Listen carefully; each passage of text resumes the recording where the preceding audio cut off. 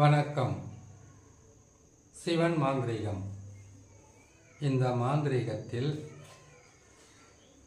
சூனிய கட்டுக்களை உடைக்கும் மாந்திரீக ரகசியம். சூனிய கட்டுக்களை உடைக்கணும்னு கேட்டிங்கன்னாக்கா, ஒருத்தருக்கு சூனியம் செய்து கட்டு போட்டு வச்சுருப்பாங்க. கட்டு போகிறதுன்றத அது ஒரு மிகப்பெரிய ஒரு ரகசியம். கட்டு போடணுன்றதை செய்து காட்டணுன்னாக்கா அது அதிகப்படியான நேரமாகும்.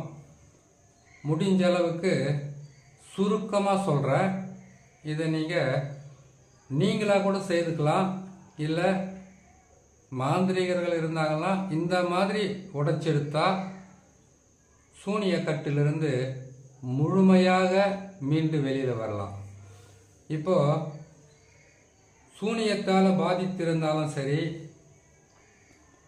செய்வினையால் பாதித்திருந்தாலும் சரி, ஏவல் பில்லி சூனியத்தால் பாதித்திருந்தாலும் சரி, என்ன சூனிய கட்டுக்களை உடைக்கிறதுக்கு இந்த மாதிரி ஒரு அறுகோண சக்கரத்தை போட்டு 6 கோண சக்கரத்தை போட்டு இதில் எலுமிச்சை பழம், முட்டை, தகுடு வச்சுருக்கோம். இதோடு சேர்ந்து கட்டு உடைக்கணும்னா உருவ பொம்மை வேணும். உருவ பொம்மை எப்போ வேணாலும் எப்படி வேணாலும் போட்டுட முடியாது. ஒவ்வொரு உருவ பொம்மை செய்யும் போதும் சரி, மந்திர பாவை செய்யும் போதும் சரி, ஏவல் செய்கிறதுக்கு ஏவல் பொம்மை இல்லைன்னா பாவையை செய்யும் போதும் சரி, அதுக்கு தகுந்த பொருட்களை எடுத்து அதுக்கு தகுந்த நாளில் இந்த சூரிய கிரகணம், சந்திர கிரகணம், ஒரு மாதத்தில் 2 அமாவாசை வரும், ஒரு மாதத்தில் 2 பௌர்ணமி வரும். அதை மலை மாதம் சொல்லுவாங்க. மனிதர்களுக்கு ஆகாத மாதம்னு சொல்லுவாங்க. அதை சூரிய கிரகணமாக அப்படி தான் சொல்லுவாங்க, சந்திர கிரகணமாக அப்படி தான் சொல்லுவாங்க.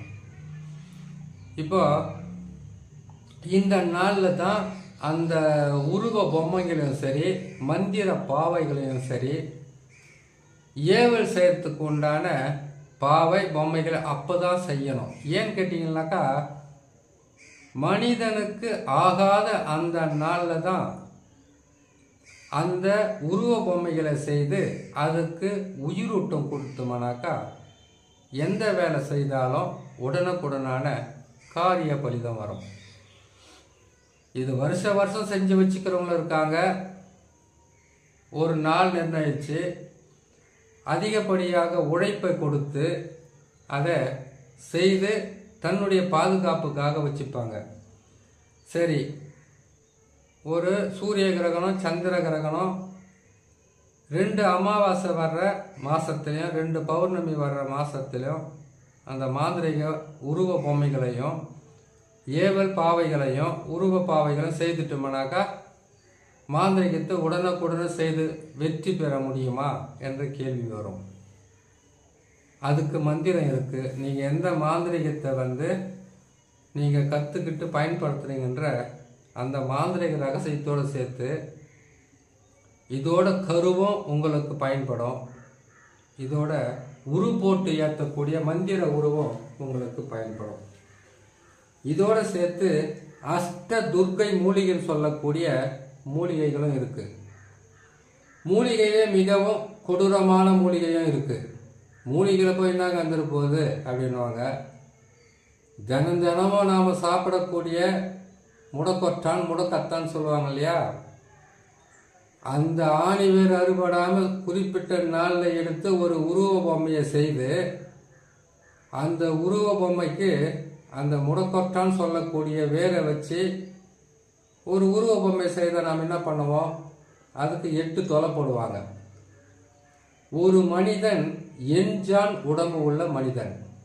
அந்த எண்ஜான் உடம்பு உள்ள மனிதனுக்கு எந்த இடத்துல அந்த வேரை நாம் குத்தினா வாழ்நாள் முழுக்க அதே வலி வேதனையோடு இருந்து மரணத்தை கொடுக்கக்கூடியதான் அஷ்டதுர்க்கை மூலிகை. அஷ்டதுர்க்கை மூலிகையினுடைய ரகசியமும் அஷ்டதுர்க்கை மூலிகை ஒருத்தர் கையில் இருந்தால் அவங்க மாந்திரிகத்தில் 100% வெற்றி பெறுவாங்கன்னு சொல்கிறத விட அஷ்டதுர்க்கை மூலிகை அவங்க கையில் இருந்தால் அவங்க முகத்தை பார்த்தாவே ஒரு பயம் வரும். மாந்திரிகங்களை பார்த்தாவே பயப்படுறவங்க இருக்காங்க அப்படின்னு சொல்கிறவங்களும் இருக்கலாம். அப்படி இல்லை, அஷ்டதுர்க்கை மூலிகைக்கு அஷ்ட கர்ம மந்திரங்கள் தெரிஞ்சிருக்கணும். அந்த அஷ்டதுர்க்கை மூலிகையை பற்றி 8 வகையான மாந்திரிக பதிவு வரும். ஒவ்வொன்றா தான் போட முடியும். மொத்தத்தையுமே சொன்னாக்க குழப்பம் வரும். சரிங்களா? சரி, நாம் ஒரு கதையை பேச போய் இன்னொரு கதைக்கு போயிட்டோம்.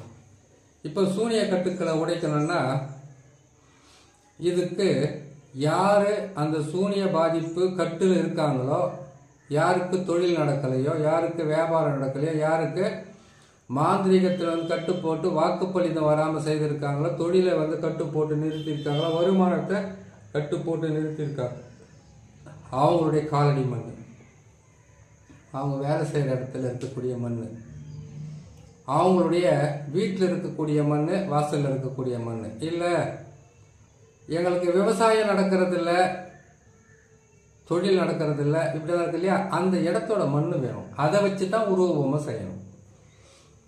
அதை வச்சு உருவ பொம்மையை செய்து அந்த உருவ பொம்மையில் உங்களுடைய ஃபோட்டோவும் கீழே போட்டு இருக்கக்கூடிய 6 கோண சக்கரத்தை ஒருத்தருக்கு தொழில் நடக்கூடாதுன்னாக்கா நசி பிரி இன்னும் சில மந்திரங்கள் இருக்குது. அது மந்திரத்தை போடும்போது சொல்கிறேன், இப்போதுக்கு சொல்லிடுறேன் கேட்டுக்கங்க. நசி பிரின்னு சொல்லிடலாம். இதுவே சூனிய கட்டுக்களை உடைக்கணும்னு கேட்டிங்கன்னாக்கா மசி வசி பிரி, மசி வசி பிரி, பிரி மசி வசி, வசி மசி பிரி, பிரி மசி வசி, இப்படி தான் அந்த மந்திரத்தை சொல்லணும். கூட ஓம் என்ற எழுத்தையும் கடைசியில் முடிக்கும்போது நல்ல வேலை செய்கிறதா இருந்தாக்கா சிம்பட் சுவாகன்னு சொல்லலாம், இல்லை சுவாகன்னு சொல்லலாம், இல்லை குரு குரு சுவாகன்னு சொல்லலாம்.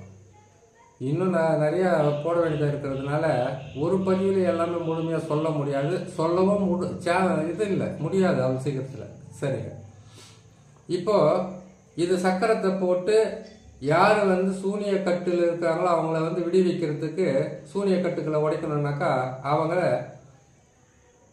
தெற்கு முகமாக அமர வச்சுட்டு நீங்கள் வடக்கு முகமாக உட்கார்ந்து இந்த எலுமிச்சை பழத்தை எடுத்து உச்சந்தலையில் 1, நெத்தியில் 1, கழுத்து பகுதியில் 1, புஜத்தில் 2, புஜத்தில் 2, 2 முழங்கையிலும் 2, 2 கணுக்கையிலும் 2, நெஞ்சு குழியில் 1, தொப்புள் குழியில் 1, அதுக்கப்புறம் 2 தொடையிலும் 1, இந்த தொடையில் 1, அந்த தொடையில் 1, 2 முட்டியிலும் 2, கீழே 2 காலையும் 2.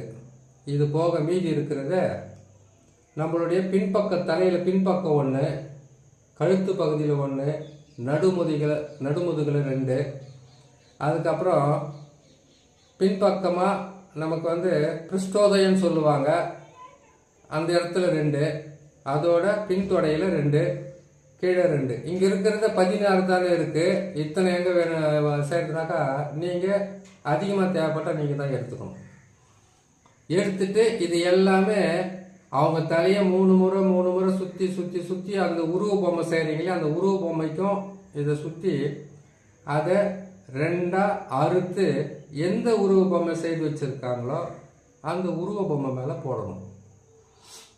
இது எல்லாமே அறுத்து எந்தெந்த இடத்துல அறுக்கணும்னு சொன்னால் அந்த இடத்துல அறுத்து அது மேலே போட்டுட்டு அதுக்கப்புறமா இந்த முட்டையை எல்லாமே அவங்க தலையை சுற்றி, புஜத்தை சுற்றி, உடலை சுற்றி அதில் வைக்கணும். 8 முறை சுற்றணும். சுற்றி அதை வச்சுட்டு ஒரு தகுடால் கேட்டிங்கன்னாக்கா இந்த அறுகோண சக்கரத்தை போட்டு அவங்களுக்கு அந்த உடல்ல இருந்து அவங்க உடம்புலேருந்து அப்படியே இறக்கி அந்த தகுடை நம்ம அந்த உதில் வைக்கிறோம் இல்லையா, அந்த உருவ பொம்மையில் வைக்கிறோம் இல்லையா, அந்த இடத்துல அது வச்சிடணும். ஒன்றாச்சு. இன்னொரு உருவ தகுடு எடுத்து அவங்களுடைய பேர், குலதெய்வம் பேர் இதெல்லாம் போட்டு அதுக்கு அவங்க உடம்புல இருந்து விலகி போகிறதுக்கு உண்டான சக்கரத்தை போட்டு, அதுக்கு சிவன் சக்கரம் தான் போடணும், முக்கோணத்தை போட்டு அவங்களுடைய பேரெல்லாம் எழுதி அது தனியாக நான் போடுறேன். இது மாதிரி எடுத்துட்டு அந்த சக்கரத்தை போட்டு அதுக்கு பூஜை விதிமுறைகள் எல்லாம் செய்து அவங்கள அந்த தாயத்தை அடித்து அவங்களுக்கு கழுத்தில் போட சொல்லிட்டு வீட்டை பசுமாட்டு கோமியத்தால் கழுவி, மஞ்சள் நீரால் கழுவி, இவங்களும் 8 நாளைக்கு பசுமாட்டு கோமியத்தில் குளித்தா சூனியத்தால் ஏற்பட்டிருக்கக்கூடிய சூனிய கட்டுக்கள் விலகி தொழில், குடும்பம் எதுவாக இருந்தாலும் அபிவிருத்தி பெற்று நல்ல நிலையில் இருப்பாங்கன்னு சொல்லி இன்னொரு நல்ல பதிவில் உங்களை நான் சந்திக்கிறேன்.